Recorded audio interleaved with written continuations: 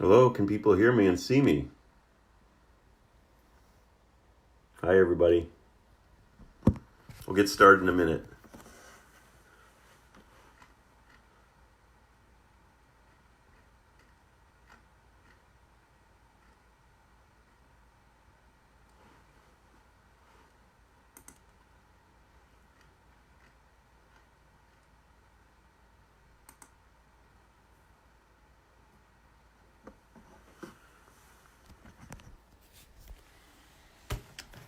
Hi, everyone. This is Doug Bechtel at New Hampshire Audubon.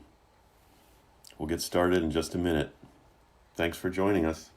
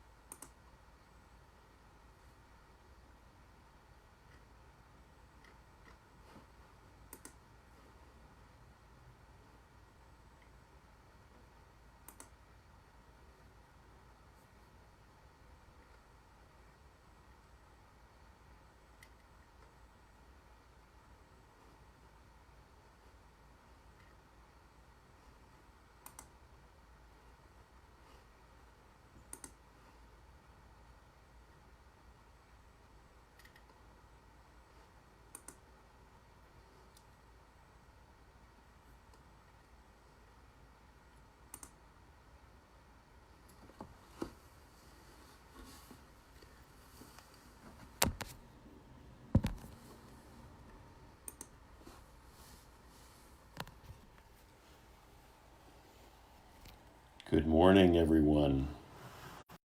Today,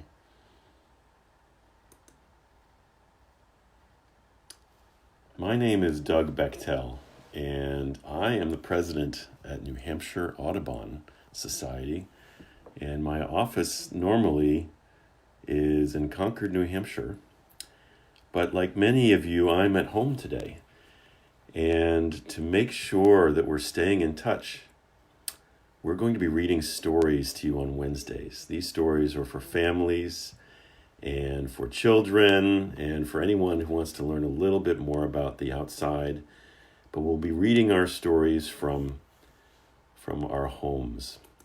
My job at the New Hampshire Audubon Society is to be the president, which means I do just about everything, including reading stories. We're going to get started on a book that I really love. It's called Velma Gratch and the Way Cool Butterfly. Now, like many of you, I'm also getting used to doing these videos, so I will do my best to make sure you can see the pictures and make sure you can hear me. But I hope you're having a great day, and we'll get started right now.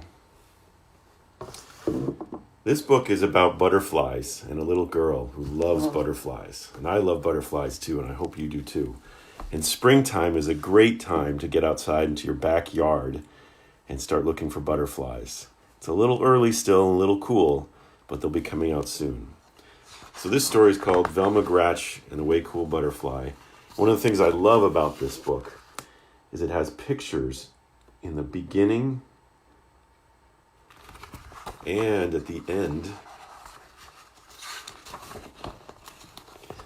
that are pictures of real butterflies. These are real butterflies that you can find.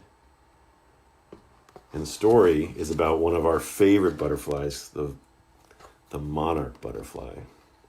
So this again is called Velma Gratch and the Way Cool Butterfly.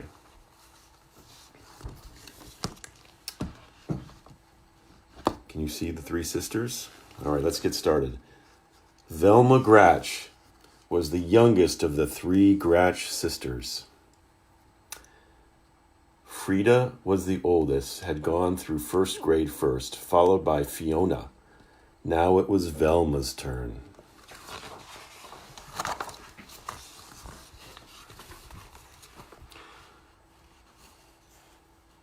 The chorus teacher remembered Frida because she had a voice like an angel. And the gym teacher remembered Fiona best because she could run like the devil. And Mr. Plexipus, the first grade teacher, fondly remembered both sisters because of Frida's miraculous math and Fiona's spectacular spelling. Everyone from the class guinea pig to the principal had magnificent memories of all the older Gratch girls, but they could hardly even recall Velma's name.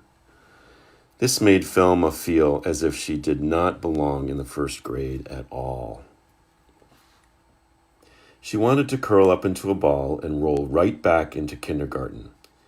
"Of course you belong," cooed Velma's mother, trying to cheer her up. "You've only just begun. Soon everybody will notice you." Velma couldn't wait. She wanted to be noticed now.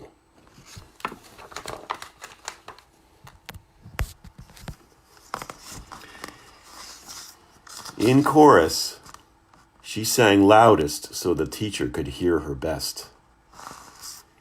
In gym, she ran the slowest so the teacher could see her best. And in class, she refused to read and muddled up her math. Mr. Plexipus lamented that she was the first Gratch sister ever sent to the principal's office. This brought a small smile to Velma's lips. "Littlest Gratch, why are you singing so loudly in chorus and running so slowly in gym?" said Principal crossly.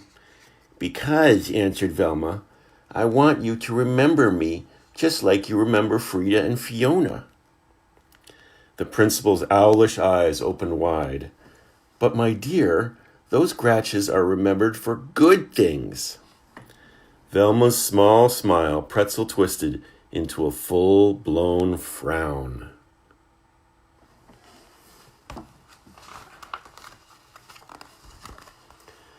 Science was Velma's favorite subject. She had learned many fabulous facts, like how a rainbow is born and why a volcano burps. The latest lesson was about butterflies. Mr. Plexipus explained that a butterfly starts as an egg. The egg turns into a caterpillar.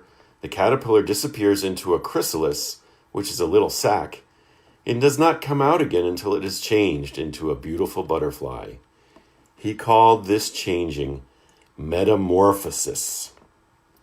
Velma didn't want to forget this extra long word, so she repeated it again and again as she walked home.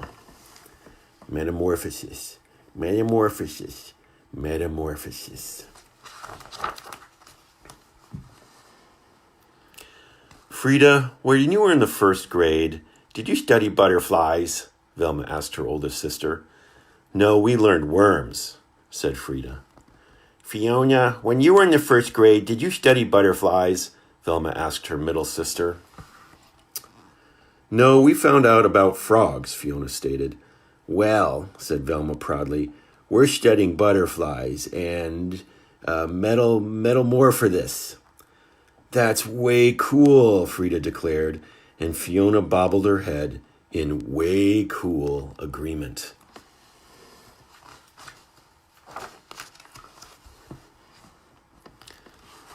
Velma read everything in the library that she could about butterflies.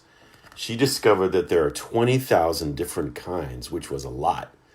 She adored the ones with colorful names, brown elfin, frosted flasher, sleepy orange, and the ones with funny names, comma, question mark, American snout.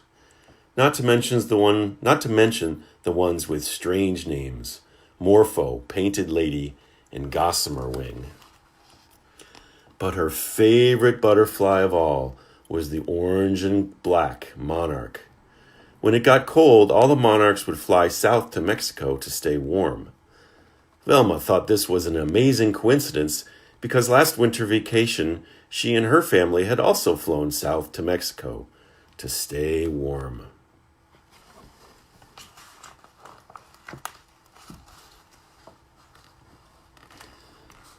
In science, Mr. Plexipus announced that they would take a class trip to the Butterfly Conservatory, a place where real butterflies were collected and cared for. Because Velma didn't want to forget this extra long word, she repeated it again and again as she walked home. Conservatory, conservatory, conservatory. Frida, did you take a class trip in first grade, Velma asked her oldest sister. Absolutely. We went to the museum, Frida replied. Fiona, did you take a class trip in the first grade? Velma asked her middle sister. Absolutely. We went to the aquarium, Fiona said. Well, said Velma proudly, we're going to the conserve this story. That's way cool, Frida declared, and Fiona bobbled her head in way cool agreement.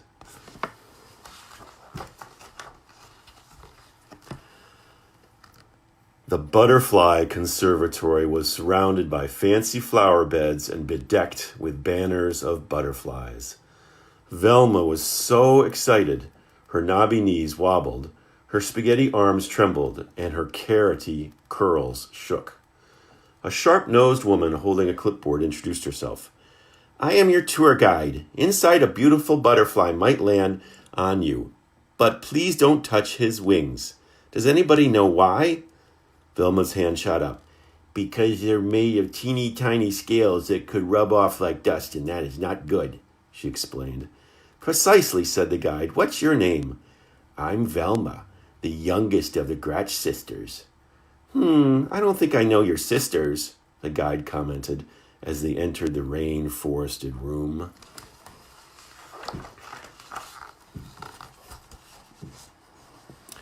It was a magical space, slathered in tall trees and tangled vines. Water gurgled over rocks, and butterflies of every variety, giant swallowtails, short-tailed skippers, pygmy blues, and best of all, monarchs, flew up to forever.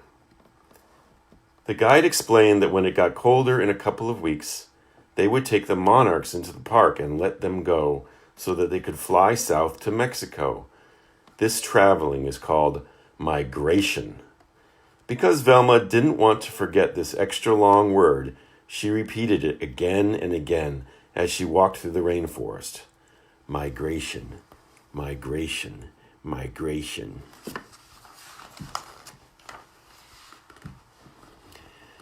A gorgeous green comma rested on Randy's head. The class oohed. A baby brown elfin settled on Sandy's nose. The class awed. A big morpho alighted on Andy's shoulder. The class gasped. But not one single butterfly landed on any part of Velma.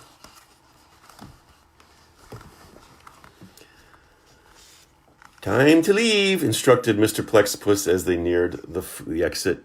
A tear formed in a distant corner of Velma's eye. All she wanted was one single tingly tiny touch of a butterfly. On a nearby branch, on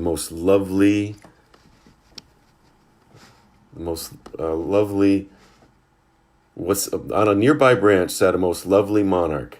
How she yearned to pet those velvety wings. She moved closer. The class was leaving. One more inch. It was so pretty. She froze. If she touched the wings, it might. Velma couldn't do it. She couldn't hurt a butterfly. Come now, Velma, we have to go. Sadly, Velma turned away, and at that very moment, the most marvelous thing happened.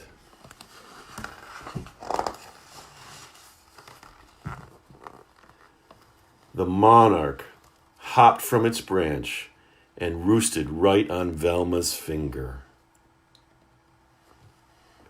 Delicate wings slowly folding, antenna twitching, weightless and wondrous, the insect sat. Velma was in heaven.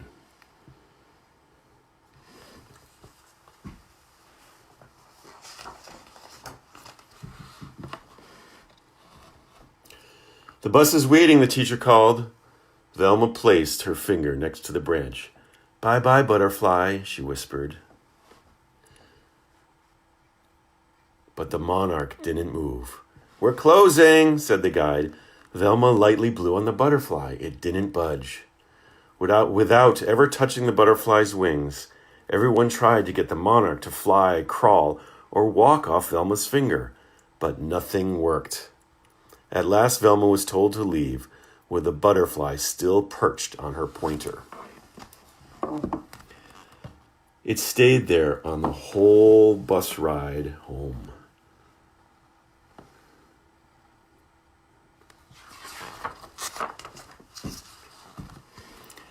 It stayed there when she slept and was still there when she woke up. It stayed during gym, and it stayed during math and reading, during ballet and soccer. Day in and day out, it stayed put on that pointer. Soon everyone, from the class guinea pig to the principal, knew about Velma and her butterfly.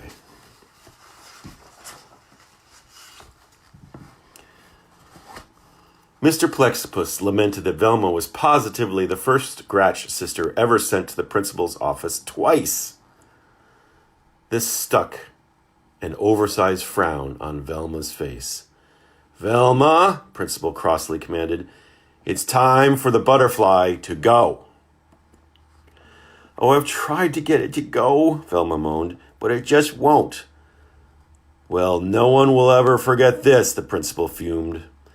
Velma's frown pretzel twisted into a small smile. Hey, I know what to do, she proclaimed. Migration. Velma and Principal Crossley and Mr. Plexipus and her class, Frida and Fiona, all went to the park. Cars honked, people yelled, but despite all the commotion, the monarch did not move.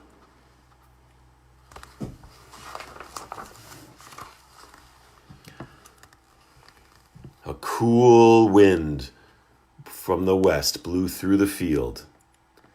In the middle stood the tour guide from the conservatory, carefully opening an enormous sack. A single monarch butterfly stepped out, looked around, and flitted away. It was trailed by 10, then 10 more, soaring up and up until the sky overflowed with thick clouds of orange and black. What's happening? Wondered Frida. Why are you letting them go? Demanded Fiona. Migration, answered the guide. Migration, repeated Velma. The wind tousled Velma's hair and tickled her butterfly's wings. The monarch jumped onto her nose as if to give her a kiss, and then took flight to join its friends. Over the treetops it flew, over the skyscrapers, and up into the wild blue, orange, and black yonder, on its way to Mexico.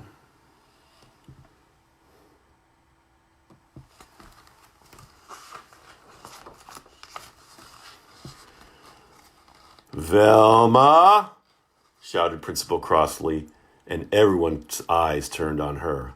Oh no, fretted Velma, sure that she was about to become the only Gratch ever sent to the principal's office 3 times. That was way cool, the principal said, and one and all bobbled their heads in way cool agreement. Then, with her fine finger where the monarch had sat still a tingle, Velma, followed by her two sisters, floated home. The end. And remember, this book includes pictures of real butterflies, but there's also a joke butterfly. Can you find the joke butterfly? There it is. It's called the small Gratchus. Thanks everyone for watching. I know many of you, like my daughter Mirica, are enjoying going outside into your backyard and looking for butterflies. I hope you have a wonderful week and a wonderful weekend, and we'll see you next time. Thanks everyone. Bye-bye. Have a great day. I hope you will all visit our Facebook page at New Hampshire Audubon and find some more stories. Really looking forward to seeing you. Bye-bye.